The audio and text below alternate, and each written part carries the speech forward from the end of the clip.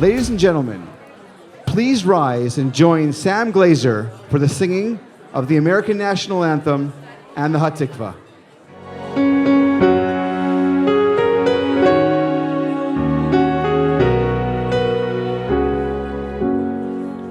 Oh, say, can you see by the dawn's early light what so proudly we hailed at the twilight's last gleaming, whose broad stripes and bright stars through the perilous fights o'er the ramparts we watched were so gallantly streaming, and the rocket's red glare, the bombs bursting in air, gave proof through the night that our flag was still there. Oh, say does that star-spangled banner yet wave? Oh, the land of the free and the home of the brave.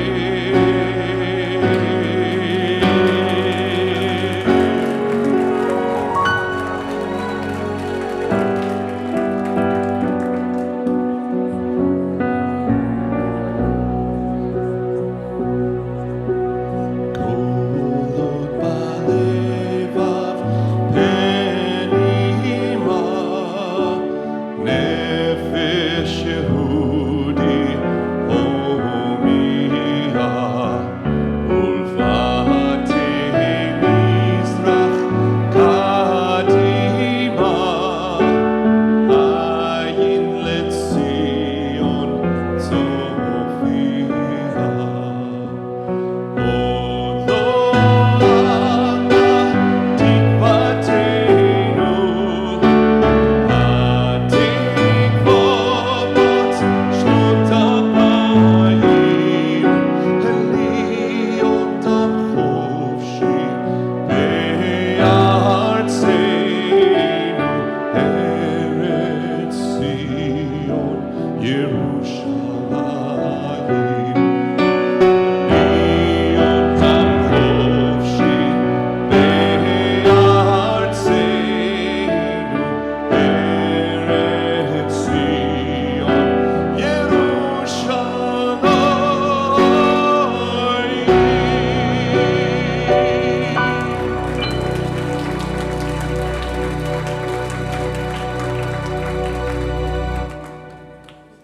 Ladies and gentlemen, please enjoy your dinner. We'll be back promptly after dinner for our program.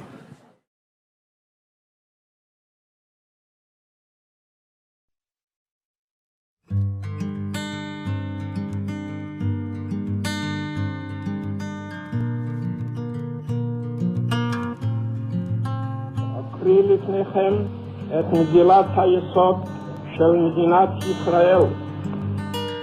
The land of Israel is the birthplace and the home of the Jewish people. Here, our religious, spiritual, and political identity was formed. Here we achieved our independence and created cultural values of national and universal significance. And gave the world the eternal book of books. Am Yisrael Chai. Am Yisrael Chai. Am Yisrael Chai. Am Yisrael Chai. Am Yisrael, Am Yisrael Chai. Exiled from our land, we kept our faith in foreign countries. We never ceased to pray and hope. To return to our homeland and to renew our independence. Am Yisrael Chai. Am Yisrael, Am Yisrael, Am Yisrael. Am Yisrael Chai. Am Yisrael, Am Yisrael, Am Yisrael Chai. Am Yisrael Chai.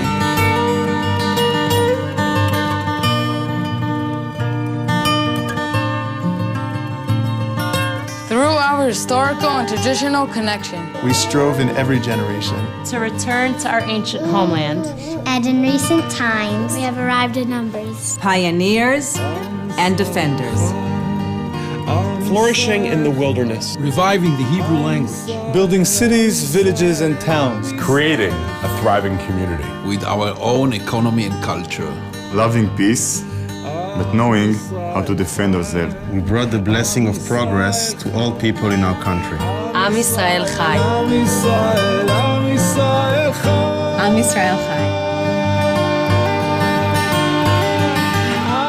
By virtue of our natural and historic rights, we declared the establishment of a Jewish state in the land of Israel, which became known as the State of Israel. אנו מכריזים בזאת על הקמת מדינה יהודית בארץ ישראל.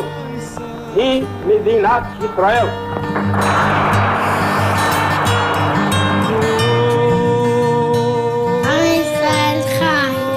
Am Yisrael Chai. Am Yisrael Chai. The survivors of Europe, as well as Jews from other lands, proclaim their right to a life of dignity and freedom. And undeterred by hazards, hardships, and obstacles, we have tried unceasingly to come home. Am Yisrael Chai. Am Yisrael Chai. By renewing the Jewish state in the land of Israel. Israel would open the gates of the homeland for every Jewish person. And to give the Jewish people the status of an equal nation within the family of nations. Am Yisrael Chai. Am Yisrael Chai. Am Yisrael Chai. Am Yisrael Chai. Am Yisrael, Am Yisrael. The state of Israel opened her gates. To Jewish immigration and the ingathering of the exiles. We strived to develop the land for the good of all its residents. Am Yisrael Chai. Am Yisrael Chai. Am Yisrael Chai. Am Yisrael. Am Yisrael Chai. Am Yisrael Chai. Am Yisrael Chai. Am Yisrael, Am Yisrael Chai. Am Yisrael, Am Yisrael. Israel was founded on the values of liberty, justice, and peace. As envisioned by the prophets of Israel. And would uphold social and political equality for all its citizens. Without distinction of religion, race, or sex. Israel ensured freedom of conscience and religion. Education. Culture. And language. And the safeguarding of the sanctity of the holy places of all religions. Am Yisrael Chai. Am Yisrael Chai. Am Yisrael Chai.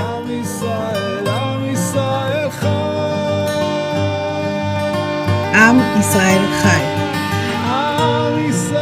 Am Yisrael Chai. We appeal to the Jewish people throughout the diaspora To rally around the Jews of Eretz Yisrael.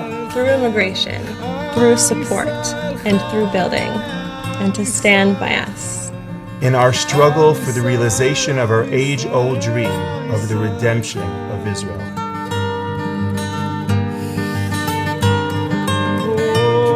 Am Yisrael Chai. Baruch atah Adonai Eloheinu melech haolam שהחיינו והתגברנו והגענו לזמן הזה.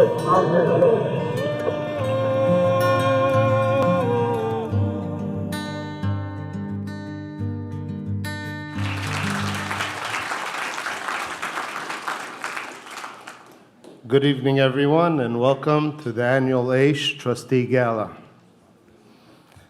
Watching that video brought me back in time.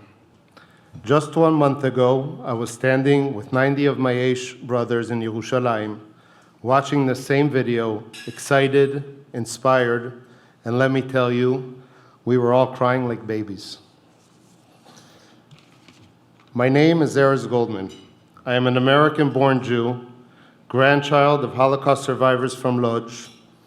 I made Aliyah, served as a lone soldier in an elite paratrooper unit of the IDF.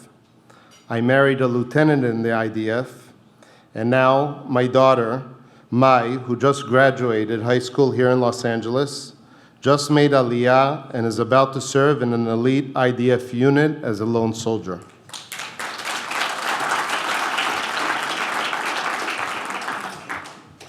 I've been involved with Aish for 3 years, and it has been a life-changing experience for me. As you can probably tell, I'm a proud Zionist.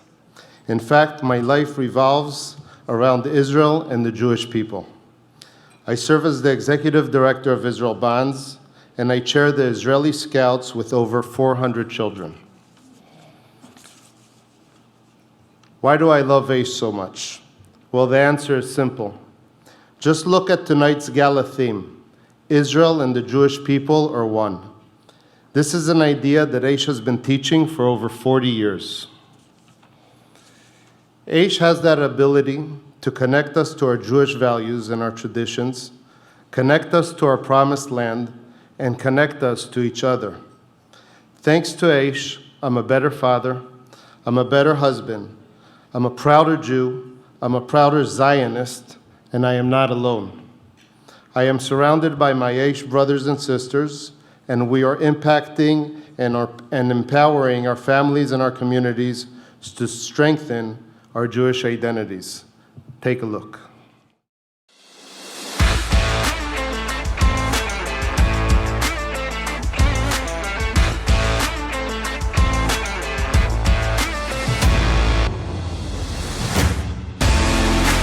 GMI has become just this amazing, integral, important part of our lives.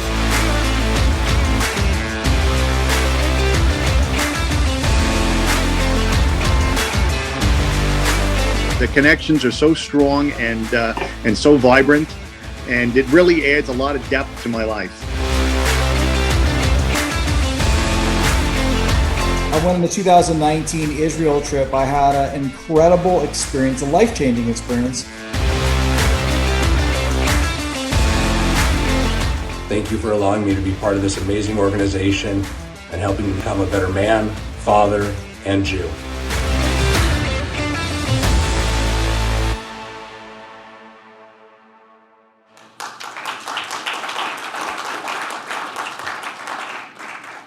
Good evening. My name is Sivan Kobi. I have only been involved with Aish for just a few months, but these few months have been remarkable. I too have just returned from Israel on a life-changing trip. And although I visited Israel numerous times in the past, this trip was truly unique.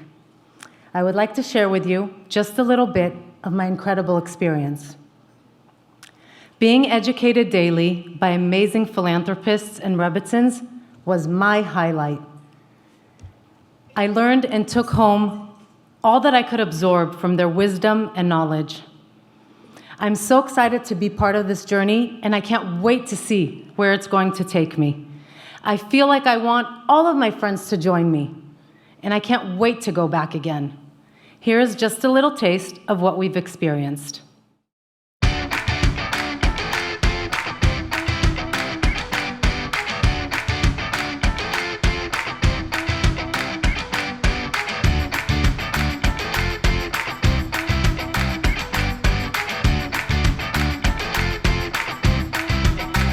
Joined a temple. Our kids are in religious school. We're planning on having our daughter's bat mitzvah in Israel, and we celebrate Shabbat every Friday night.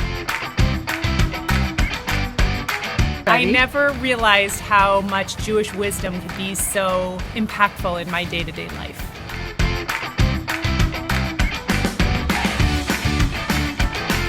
I've learned so much about myself that's enabled me to bring it home and share with my family and grow together. Thank you, JWI, for always being there for both our spiritual needs and our well-being.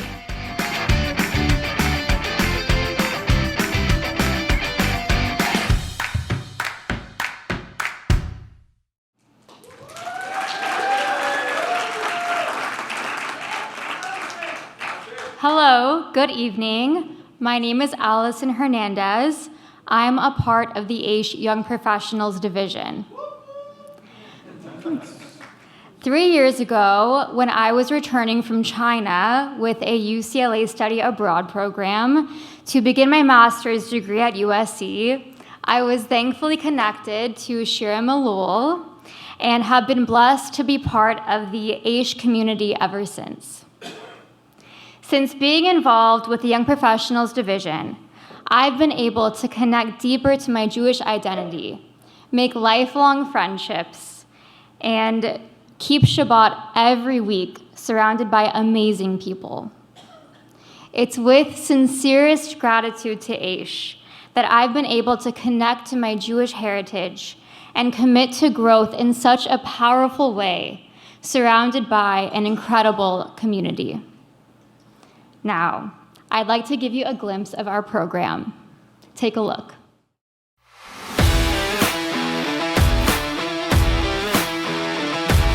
I feel like I finally have a community here who are also, growing in their Judaism. On any given night, there's so many amazing programs. Me and my wife met through Aish, and we both grown so tremendously through Aish.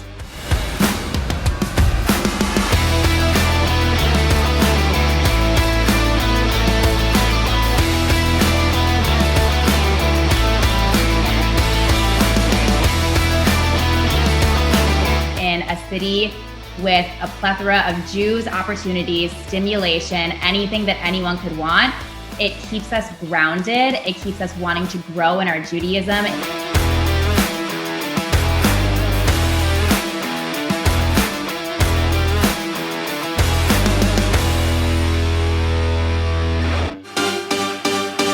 Ladies and gentlemen, please welcome the Executive Director of Aish Los Angeles, Rabbi Aryeh Markman.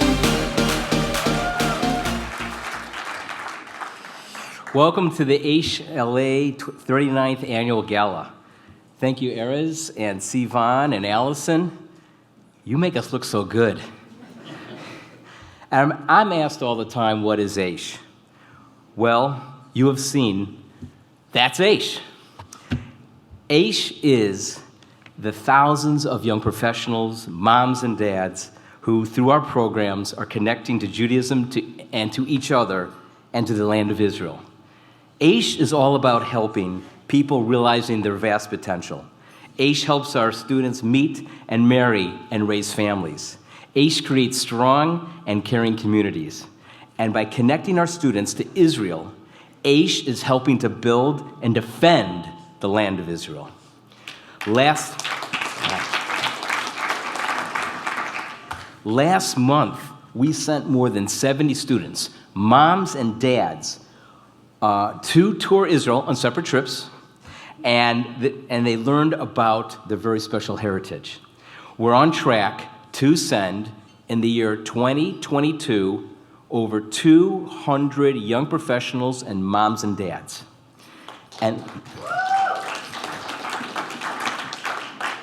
this February, Rabbi Jacobs is leading 30 young professionals to Poland, Amsterdam, and Budapest. All this while running 50 in-person programs, classes, and events every month, and over 30 Zoom sessions each week. All totaled, we interfaced with more than 4,000 individual students this year. And all of this would not be possible without you, our trustees, whose dedication to Jewish education has made Aish LA one of the premier outreach organizations, not just in Los Angeles, but worldwide. Thank you.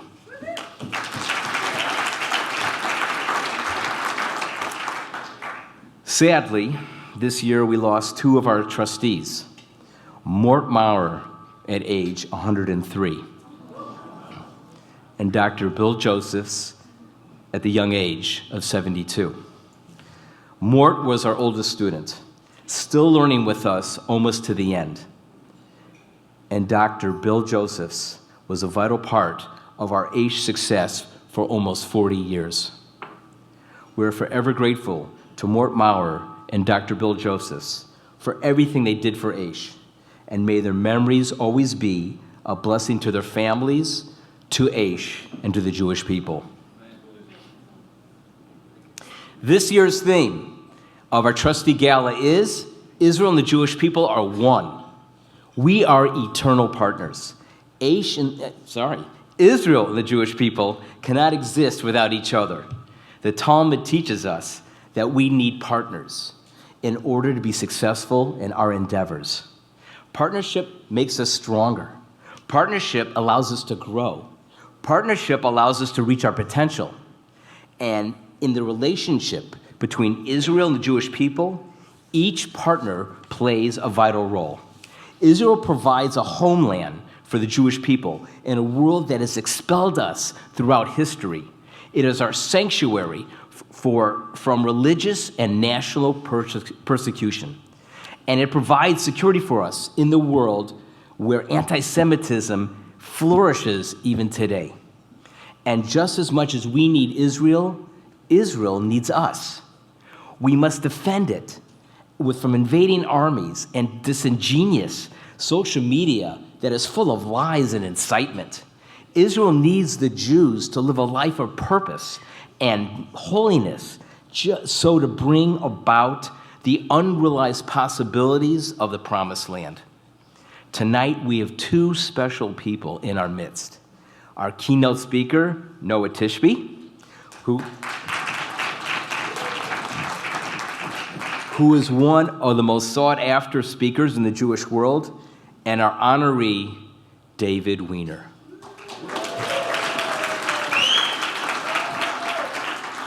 Mr. David Wiener is a Holocaust survivor who the Almighty plucked from the Nazi inferno. David is a fighter for the Jewish people and a guardian of Israel. David is an historic figure who has seen the worst of mankind and kept his humanity and his beautiful smile and his sense of humor. He stepped out of the ashes of a 1,000-year-old completely devastated European Jewish civilization only to rebuild his life, to raise a family, to succeed in business, and generously spread the wealth, his wealth, to countless thousands to build a better world. Through his philanthropy, David is partnering with Aish to ensure that the next generation of the Jewish people remember the Holocaust, defend Israel, and never forget who they are.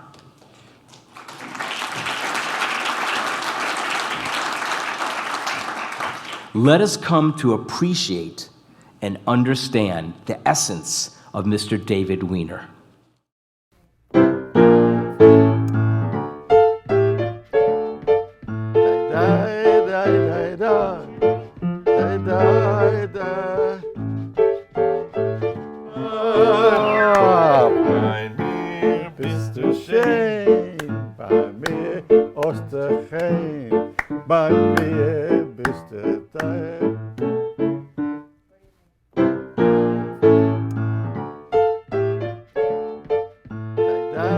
Music is life.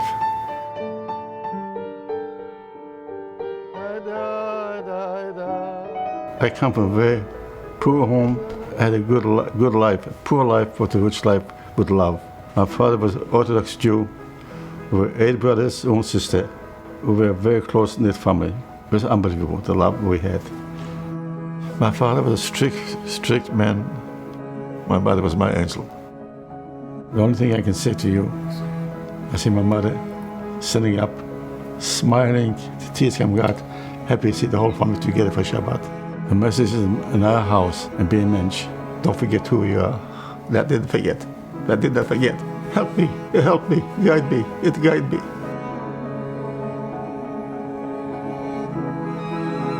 Out of 8 brothers and sisters, only 1 guy survived, the uncle, my older brother. My life was taken away from me. Before the war, I was supposed to become a lawyer. The whole world changed. I loved everything. I never lost music. Remember the last song I played was Schubert. Music was with me, but I couldn't express myself. I was a bitter man. I was very bitter. I like the song. I learned that in Auschwitz. I will sing it. Can I sing it? Yes.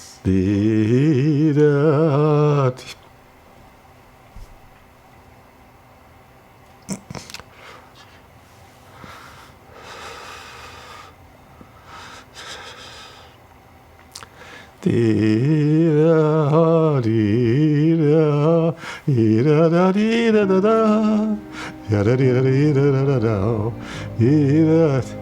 song we sing in Auschwitz, 1945, September, for the holidays. The term was burning 24 hours. The sky was red, burning bodies. Ashes was on your lips, you felt ashes on your lips. They sing the song. I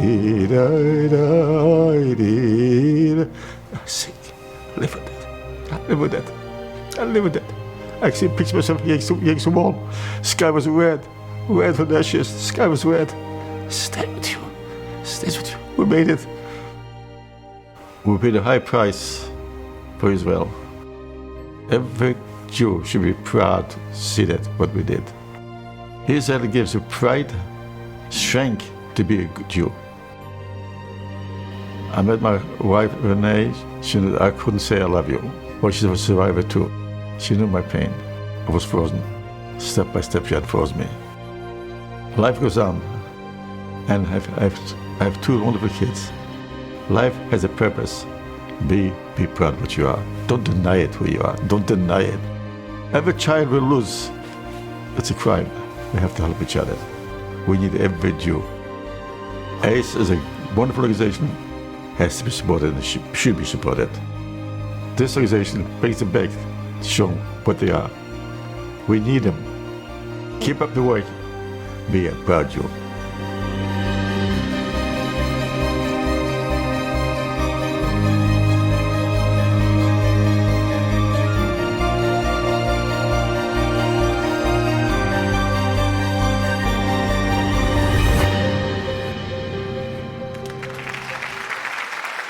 Ladies and gentlemen, please give a warm welcome to our honoree, Mr. David Wiener.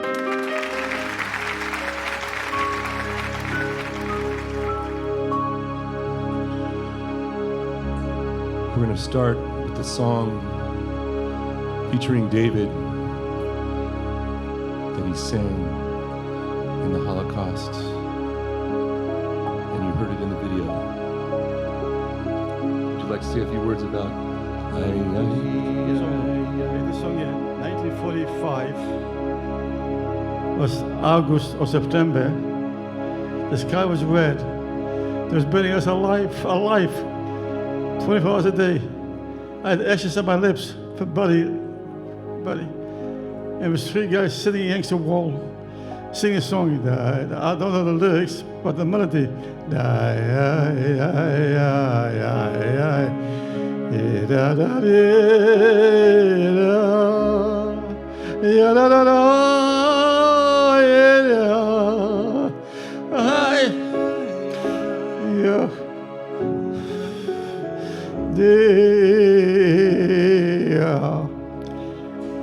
For 1940, nobody thought we survived the war. It was the end of the war. The war started September 1st, 1939, ended 1945, May the 7th. Being in Auschwitz, every day counts, dead or alive. There's one day I was sitting against the wall. I gave up on life. I give it up. I'm done. My friend Avram, my buddy Avram said, David, nicht jetzt. We come to the end of life. So somehow give me some courage to get up again. Want a cup of 5, a Polak. I asked him in Polish, do me a favor, give me a job in the kitchen. Maybe I'll survive. So give me a job in the kitchen.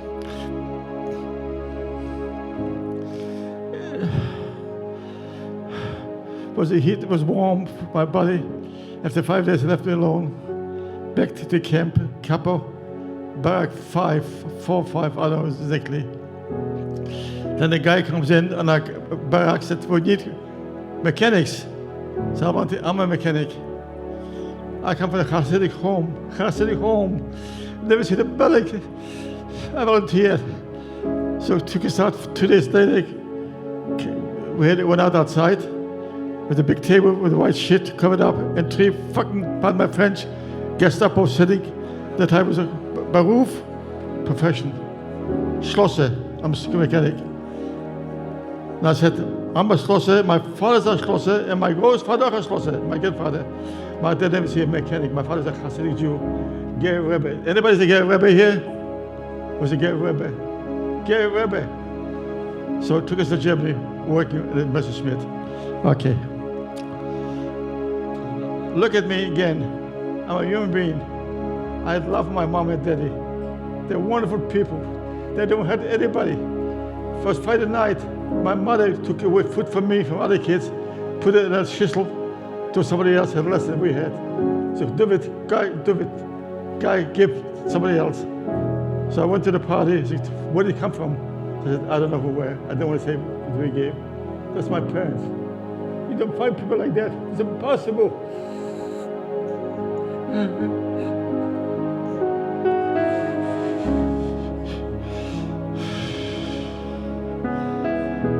Stays with you till dying day.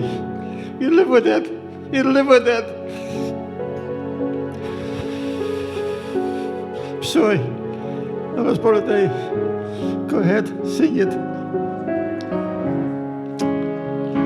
So, sie kennen uns der Westen letzte Weg. Im Schreien verstellen neue Tag. Kommen wird noch unser ausgebänkte Show. Wir sind da heute unser Trotz mit seinen Dor. Nein, nein, nein, nein, nein, nein, nein,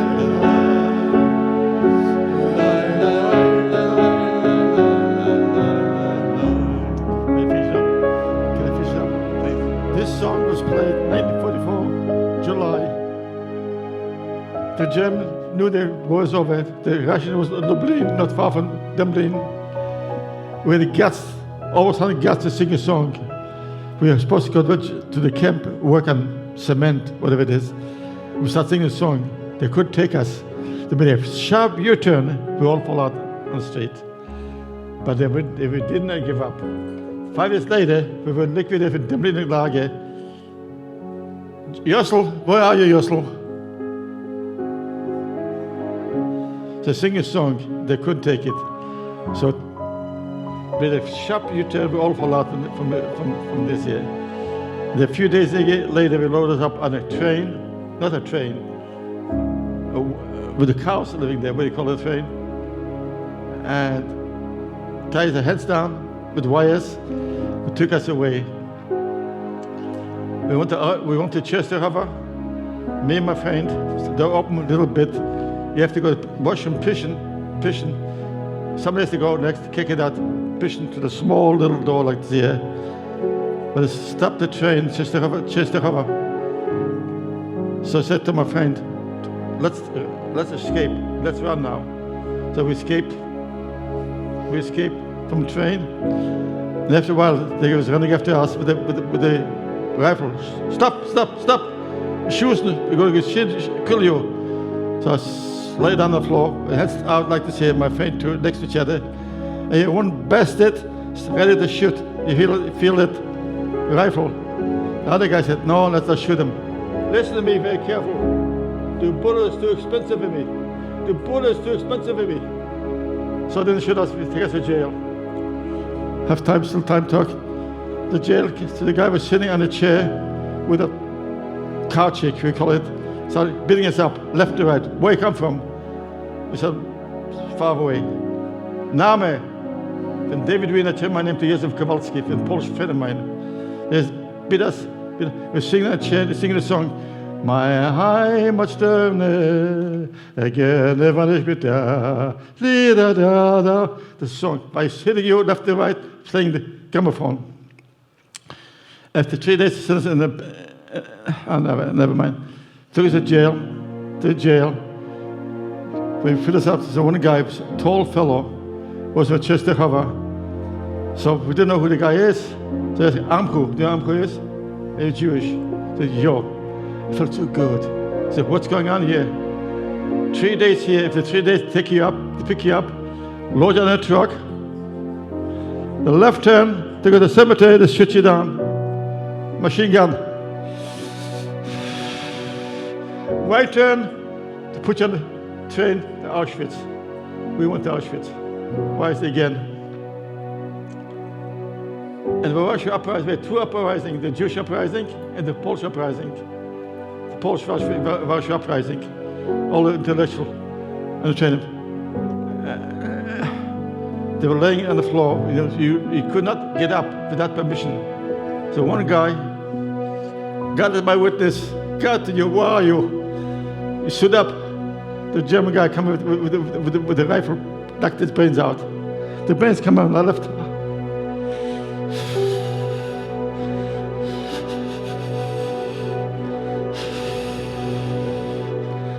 On my knee, come out my brains. The blood after 2 days gets frozen, sticks to your body. We were 4 days on it, 4 or 5 days on a train. Went to Auschwitz, to the jail.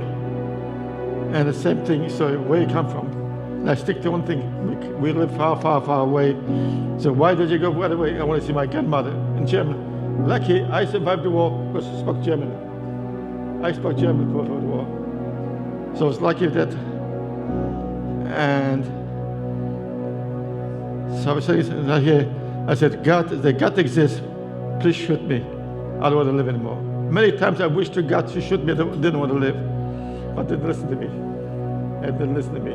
Thanks God for that. So I was in jail. After jail, been in jail, took us out of jail again, tie us hands back with wires. And all of a sudden, a heavy foot. 1, 2, 3. 1, 2, 3. I wonder who it is. We were 3 Jewish people, Avram and Abba. So these Russian soldiers. One kid was 20 years old, a pilot. He bombed Warsaw uprising, the Polish uprising. And another one of the 7 Russian guys. So we're close together. One guy, Russian guy. I repeat his words, exactly what I'm saying to you. God is my witness. Evrei, you know what Evrei means? We're a Jew. He said, yes, no. I'm also a Jew. I'm also a Jew. Okay? Russian, speak Russian? Say a little bit. I'll make it short. I can say that I'm there in a hurry there. Listen very carefully to me, I'm saying to you. There's a Russian soldier from Kiev, tall guy, his name is Jakob. His words, I'll die with it. I'm dying with it, his words. Me will she believe our British Schwestern nehmen the Kummer. Do you understand what I said to you guys? We will not survive the war. Our brothers and sisters will take revenge for us. We went to Auschwitz. Okay, it's enough. I can see it's Russian there. We're going to do our finale now, David. Ready? This is our big finale. Go ahead. Ready? Tumbala, tumbala, tumbala like, tumbala, tumbala, tumbala like, tumbala like, tumbala like, tumbala like, freilich soll sein, steht auf hoher Tracht, Tracht und Tracht, a ganze Nacht, nehmen zu nehmen und nicht verschämen, nehmen zu nehmen und nicht verschämen. One more time. Tumbala, tumbala, tumbala like,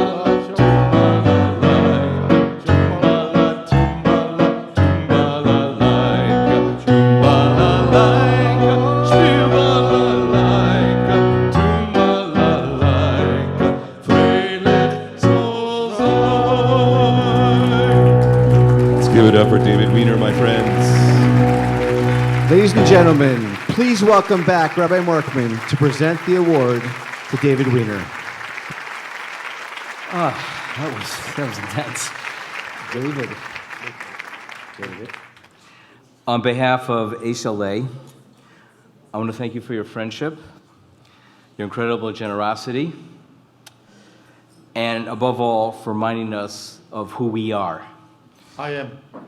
And one more thing, I want to let you know that Rabbi Jacobs, who's in the crowd tonight with his students, will be traveling to Poland this February with 30 students, and they will be visiting your father's grave in Lodz, Moshe Chaim's grave in Lodz. Thank you. At the end of February.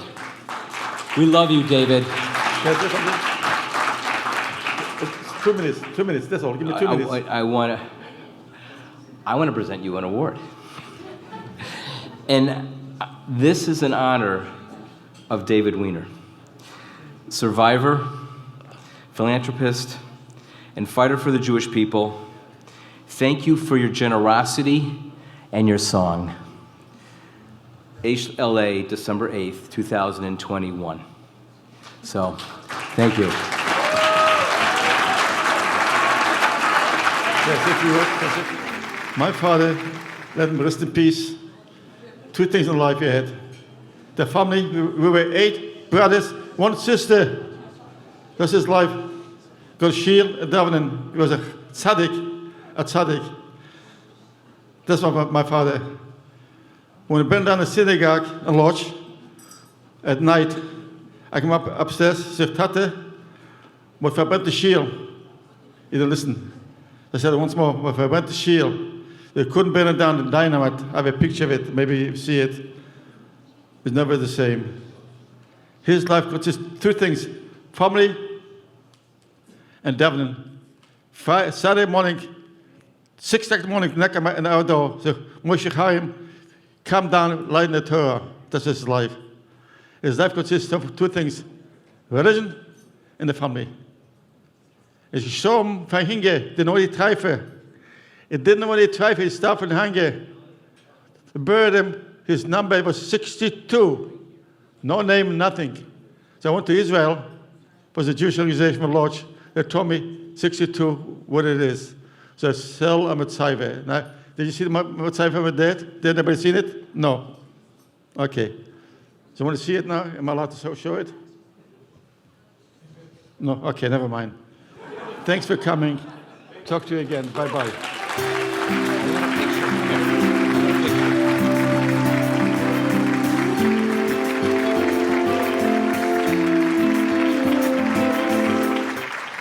"39 banquets. You are the best crowd we've ever had." Incredible empathy and appreciation and gratitude, and it's so beautiful. Thank you very much for everything that you gave, Mr. David Wiener. Thank you. Okay, now on to Noa Tishby. Noa Tishby is an Israeli-American actress, producer, writer, and activist. A Tel Aviv native, Noa served in the Israeli army before landing a starring role on the nation's highest-rated primetime drama, Ramat Aviv Gimel. After becoming a household name and appearing on numerous TV shows, films, theatrical productions, and fashion campaigns, Noa moved to Los Angeles, where she sold the Israeli TV show In Treatment to HBO, which made history as the first Israeli TV show to become an American series. Noa earned a Peabody Award and was nominated for Emmy and Golden Globes for her work on the show. She's the founder of Act for Israel, Israel's first online advocacy organization, and is the author of a best-selling new book called Israel, A Simple Guide to the Most Misunderstood Country on Earth. Ladies and gentlemen, let us welcome Noa Tishby.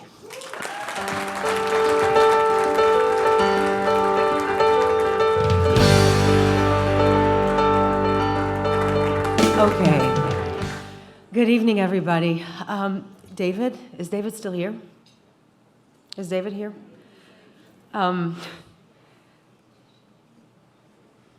Thank you for everything. Am I looking at you? Can you go like this, just so I make sure, David? It's me. Hi. Thank you for everything. Thank you for reaffirming for me tonight personally why I do what I do and why I'm here. And thank you for your joy of life that hasn't diminished by those efforts We heard that, but it's very appropriate to call the Nazis that. So, thank you. How do you follow that? I really don't know. I really don't know. But I'm going to try. So, good evening, everybody. I want to say thank you, first of all, for Aish for having me. I want to say thank you for all of you guys for being here. I want us to take a minute and appreciate and acknowledge how incredible that is that we're here in person, right? Yes, we're here in person. This wasn't something that we thought was ever going to happen again, so it's delightful to be with all of you here.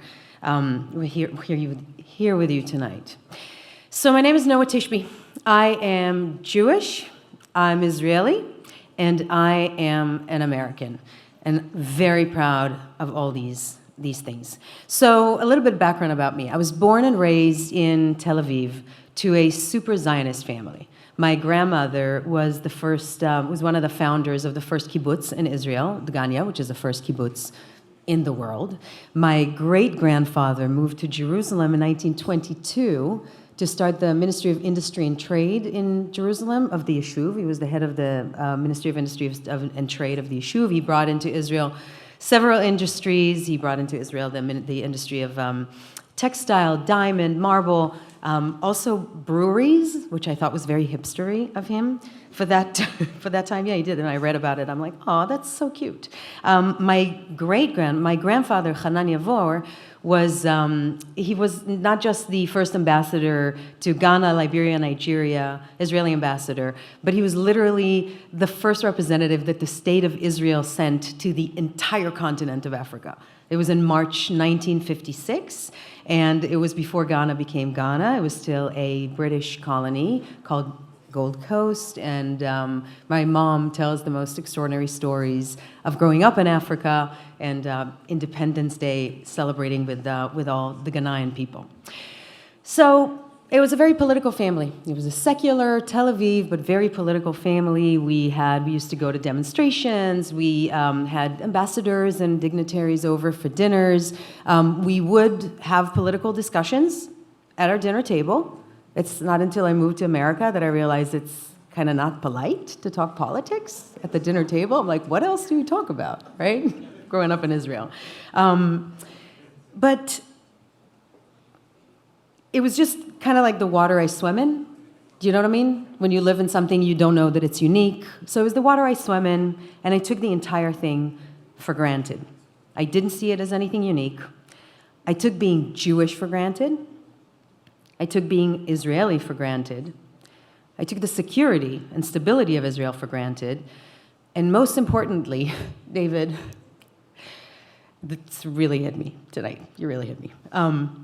I took no personal responsibility for my Jewish identity and the generational gift that it represents.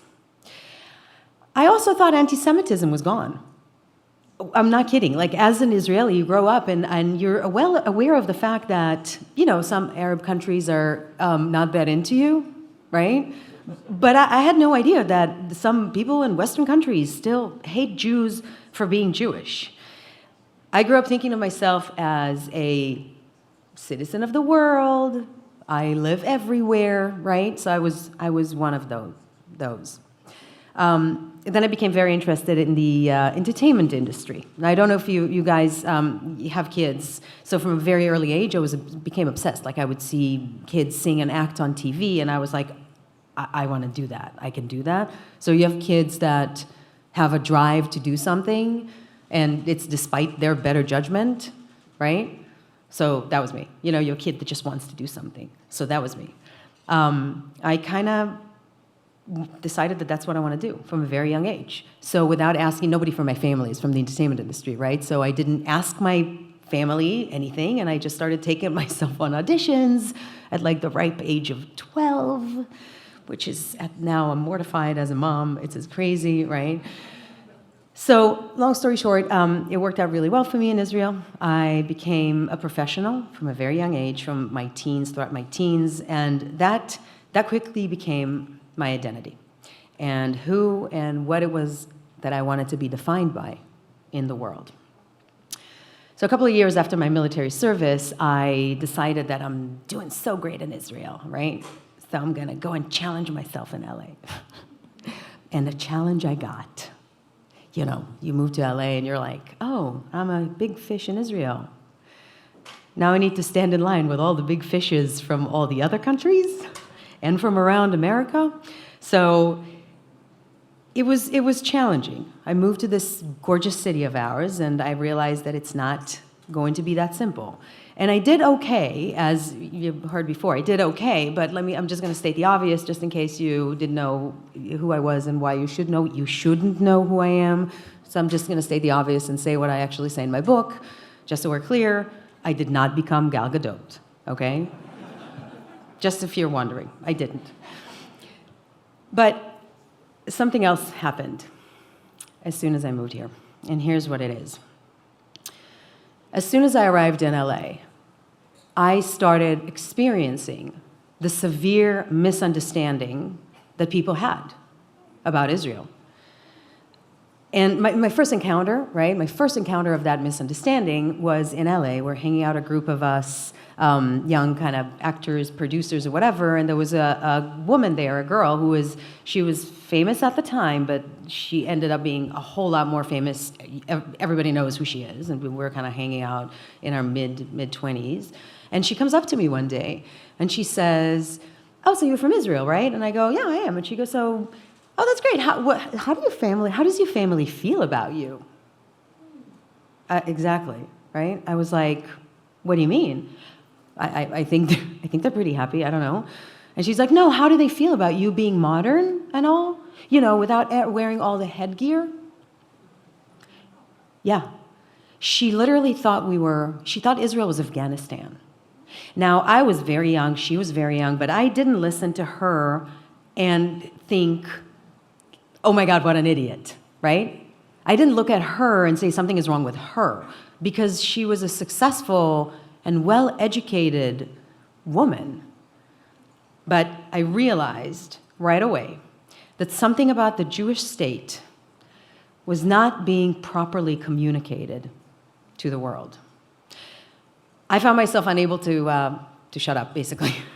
I couldn't stop, I could not answer, I could not explain. I found myself explaining over and over to people, what is Israel about? What do the borders mean? I would kind of communicate to them every time a news story dropped. I can't tell you how many napkins I drew like maps on at dinner parties. I'm like, oh, okay, let me just show you a map. So in 1948, this happened. In 1967, this happened. Hamas and PA, like basic stuff that we all know, but the rest of the world doesn't. And it became kind of like a daily routine. Another incident happened a couple of months after I moved to LA, which changed the trajectory of my life forever. So it was one morning in early September, and I was at my boyfriend's house on the Hollywood Hills, and I get a phone call from my family. And the whole family is on the phone, and they're like, hi, happy holidays. And I go, happy holidays. And I'm like, what holiday is it? And they go, it's Rosh Hashanah. I realized that it's not just that I forgot about it. It's not like, oh, right, I forgot. Like, I had no idea it was even coming. Like, none whatsoever. My heart sank. I was mortified. So I went up to my boyfriend, and I'm like, listen, it's a Jewish holiday tonight. We should, like, do something. He's like, great, what do you want to do? I said, I don't know, we should go to dinner, maybe? I'm like, okay. He's like, great, yeah, sure, right? Nice guy. Doesn't know anything. So, cut to, that night, me, my Church of England Australian boyfriend, and my Church of England British girlfriend are at Katsuya Sushi on Ventura Boulevard. For real. Sitting at a table, they're looking at me and they go, okay, so what are we celebrating? And I'm like, well, the Jewish New Year. And they go, great, what does that mean? And I said, I don't know. I had no idea Rosh Hashanah was coming, and I had no idea what that was. And it mortified me. It completely mortified me. That moment shook me to the core, and that incident put me on a journey that led me to here and to you guys, right? Thank you. Yes. Good can come out of everything, even forgetting, celebrating Rosh Hashanah at Katsuya. Don't ever do that. It's a nightmare. Not a lot of Jews that night over there, I would assume. It made me ask a lot of different questions and difficult questions. And the first one is this, right? If I don't live in Israel, what does it mean to be Jewish, right? And if I am Jewish, then what does the state of Israel mean to me? And throughout this journey that I went on, I'm just putting the thing just so I see that I'm on time, right? I got deeply connected to my Jewish heritage, to the importance of Israel to the world community, and to the responsibility I personally have in preserving both of them in order to fulfill on the Jewish mandate of Tikkun Olam, of making the world a better place. Of course, I realize how these two are profoundly interconnected, and most importantly, I vowed that this is never going to happen to me again. I'm never going to forget another Jewish holiday again, and I've turned into what my friends called rabbits and Tishby. Yeah, for real. In which I would have every single Rosh Hashanah, every single Passover was always at my house, and I would always have way too many people, way more than my West Hollywood apartment was able to hold at the time, but I'm like, yes, sure, everybody can come. Actually, one Rosh Hashanah, for real, this is a true story, I was living in a 2-bedroom apartment on Genesee, right? So a small apartment, and I have this thing that I don't say no to people if they need to come to the holiday. I never say no. So if somebody called me and got us somebody from out of town with him, yes. I ended up having about 55 people for dinner. How do you host them? Thank you so much. Thank you. My roommate was mortified. He's like, we're never going to be able to do it. I'm like, yes, we can. We got rid of the furniture, and I had a Moroccan Rosh Hashanah on the floor. Yeah, with like stripy napkins and tablecloth. I'm like, everybody on the floor. That's what we're doing. So that's what that night did to me.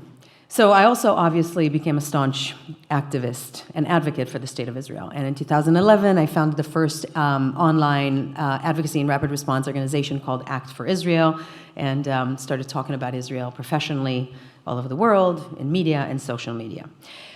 My mom was the one who pointed out that this is not a surprising progression in the course of my life. She actually said, moms are great. My mom is awesome. If you got a chance to read my book, I talk about my mom a lot. She's great. And she was the one who said, oh, well, it's not actually surprising that you do this. She said, it's your DNA kicking in. And she was talking about my grandfather, of course, which I thought was wonderful. So there are a lot of wonderful things that we can say about Israel. And you all know all of them, so I don't want to talk about them specifically right now. I would like to address, actually, some breakdowns that we are currently experiencing in our community. One of the main breakdowns that we are experiencing is obviously with our younger generation, excluding you guys, by the way. That table right there, make noise now. Come on, thank you. The young professional, thank you so much. The young professional team of Aish seems awesome. And the guys are like, that's the loud table. That's cool. It's a breakdown in the younger generation and how we educate our younger generation. I know you know what I'm talking about because you either know young people or you made young people and they have friends and you've heard a variation of this conversation before. We have failed to connect the young generation and understanding the importance of the connection between the Jewish people and the Jewish state. They just don't see it as their problem anymore. They just don't think that it's relating to them at all. So the first break-in of education, I believe, is the lack of preparation that we provide our younger generation before they make it to the outside world, specifically to college. All right? So what we do is we put them through Jewish education, put them through middle school and high school and camp and all of that. And we teach them all the traditions and the values and everything that we hold so dear. But we don't talk to them about the problematic issues, or we brush it off or kind of touch upon it ever so lightly. We rightfully relate to concepts like Israel is a genocide state, right? As fake news, which we should not give any energy to, right? But we leave our kids completely exposed and ill-prepared when they make it to college and hear these fallacies for the first times.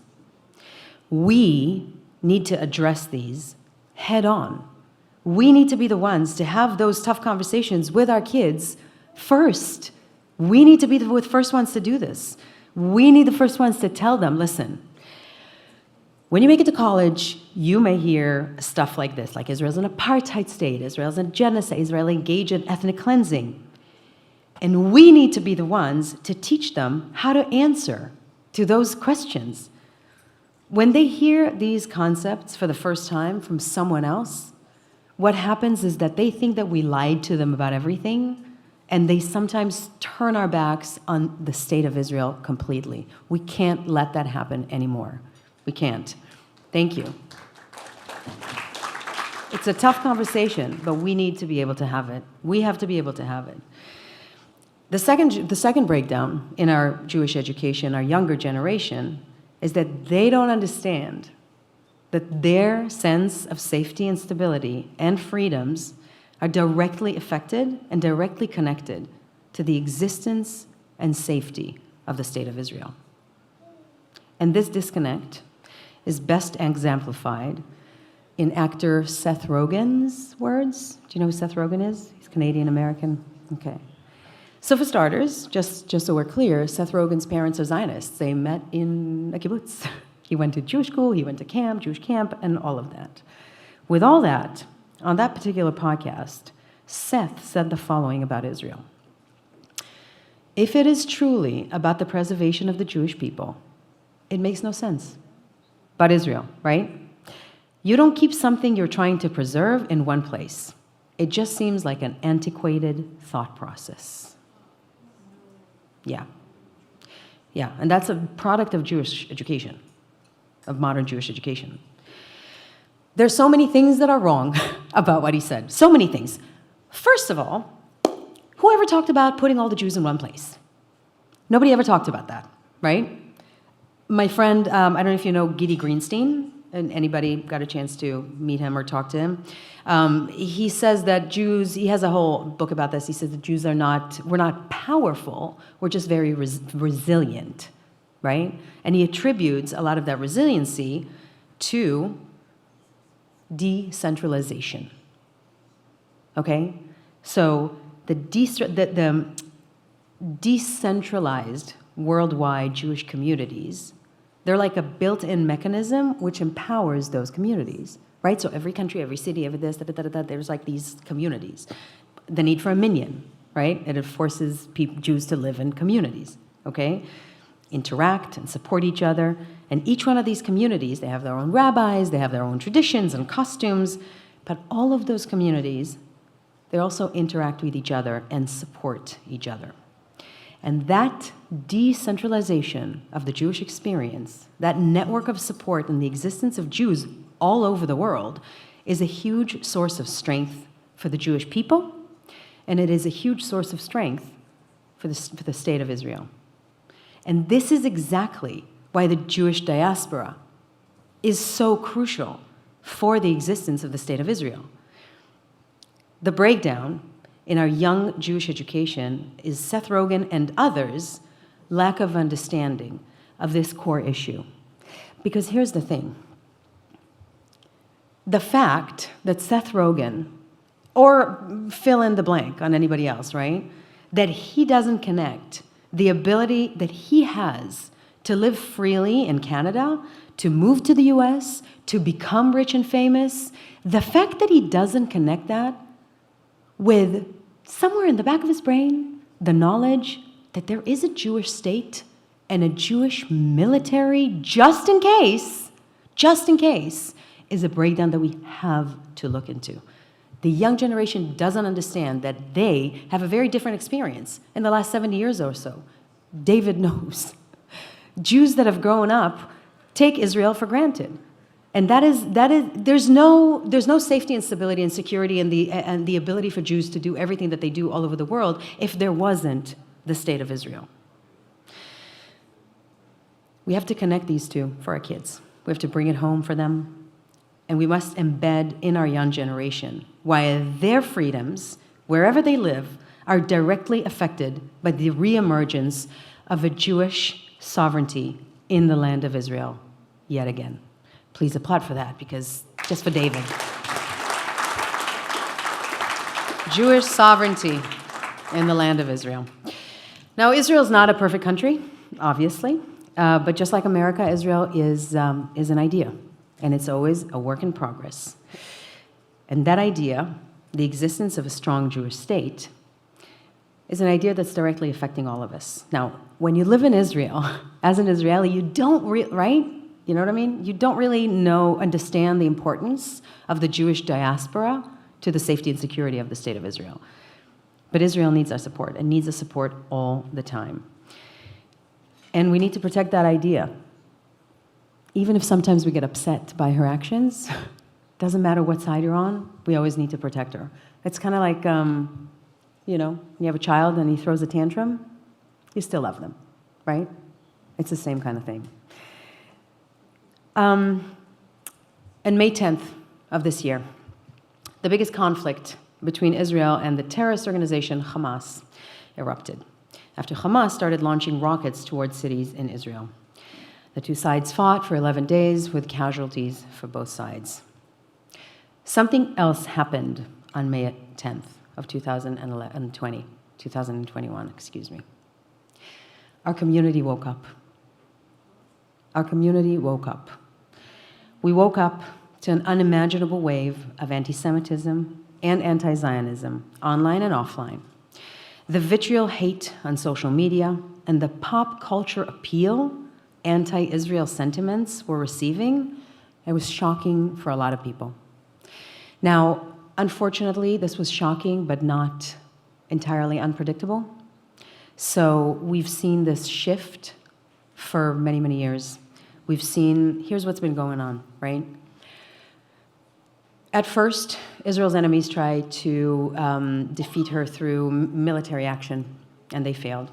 Then they shifted their tactics and they changed to terrorism, and they failed there too. And then they shifted their tactics again and turned it from a military or a terrorist attempt to branding Israel an apartheid state and trying to delegitimize its standing in the world. Make no mistake, what we have seen on social media is a result of a well-funded political campaign. And it's a new front line that we have to address. We have to acknowledge and we have to address. We need to be able, well, the problem was that until May, one side was at a war and the other side, which is us, was asleep. And this brings me back to the breakdown in Jewish education. We were privileged to think that we're safe, that the state of Israel is safe, and we have left the conversation and let the conversation be taken away from us. We allowed ourselves to be defined by the likes of Bella Hadid. Does anybody know who she is? Do I need to explain? Bella Hadid is a supermodel. She's half Palestinian, and she's a very anti-Israel spokesperson, and she has just on one of her social media platforms more than 4 times the amount of Jews in the world. So she's a very powerful voice. We allowed the conversation to shift from legitimate political criticism of any democratic state to questioning the legitimacy of the state of Israel's mere existence. And we cannot let that happen anymore. So, what do we do? I know I don't want to preach to the choir here or to the temple. I don't want to preach to the temple here, because we're all here and you all are super committed and super involved. But each one of us can always do a little more, not just financially, but in other ways. So first thing, we have to educate ourselves, our community. We have to educate our children. We need to get our facts right and know how to have these uncomfortable conversations outside in the world with everyone. We need to be able to have these conversations on social media as well. You need to make sure that our kids are properly prepared when they make it to college. We can't leave them without ammunition. The other thing is a community reach. I'm huge on community reach, and not just the community, not just the Jewish community, any community. I always say this to people: reach out to your colleagues, your friends, people you work with, people you go to yoga with, whoever, and have a conversation. That's how the other side did this, one by one, slowly, slowly. If you hear somebody or see somebody do something, post something that's wrong, give them a call. Talk to them. Each one of us have an actual power in doing that. It's not a small thing. And of course, keep being involved in organizations like Aish. It's an incredible organization. I know you guys know this, but I'll just say, it has taken over 7,000 students to Israel over the last 40 years. 7,000, please applaud that, because that's amazing. In the past 20 years, Aish LA and Aish International has been sending young men and women on Hasbara Fellowships trip to learn how to defend Israel. And of course, they spawned a bunch of other amazing organizations like Honest Reporting, the Clarion Project, and Jerusalem U. So to summarize, and just so we're clear, right? I don't think we should defend Israel because it's good for the Jewish people. Defending Israel, the safety and stability of Israel, it's not an Israeli issue. It's not a Jewish issue. A strong and secure Israel is a United States and Western civilization issue. It's a national security of the United States issue, and this is why we have to keep doing it. Thank you so much. Thank you. Thank you. Yes, sure. I told you, it's the loud table. We're on a lifelong journey together here. This is not going to end in our lifetime. Anti-Semitism has been around for as long as there's been Jews, and it's not going anywhere. But we have a generational responsibility. Midor ledor. Midor ledor, David. Can't. To keep our heritage alive, to keep Israel safe, and to keep on being a light to all nations. We should all be very proud of our community and everything that we do, and be optimistic about the future. You know, this is not the first time that we're under pressure. It's not the first time that the Jews, this is not our first rodeo, right? Thank you. And no matter what anything looks like, we know one thing for sure. In 300 years, 500 years, 1,000 years, 2,000 years, we know one thing for sure. In various places around the world, women are going to be lighting Shabbat candles. That's for sure. Am Yisrael Chai, everybody. Thank you so much for having me. Thank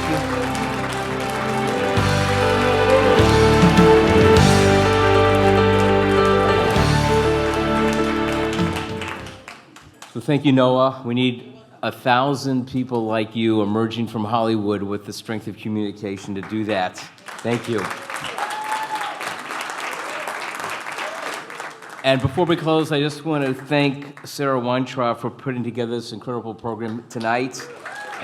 I want to thank the COO, Rabbi Azriel Aharon, the COO of Aish LA, for keeping Aish together tonight and always. I want to thank my wife, Rachel, for keeping me together. And last but not least, I want to thank the Almighty for bringing us together. It's nice to get together with people again, and for our precious trustees to come out tonight and to be with us. So we're going to serve dessert now, and there's books on your table. Please take them with you. There's centerpieces on your table. Please take them with you. Leave the silverware. And thank you, and good night, and see you next year.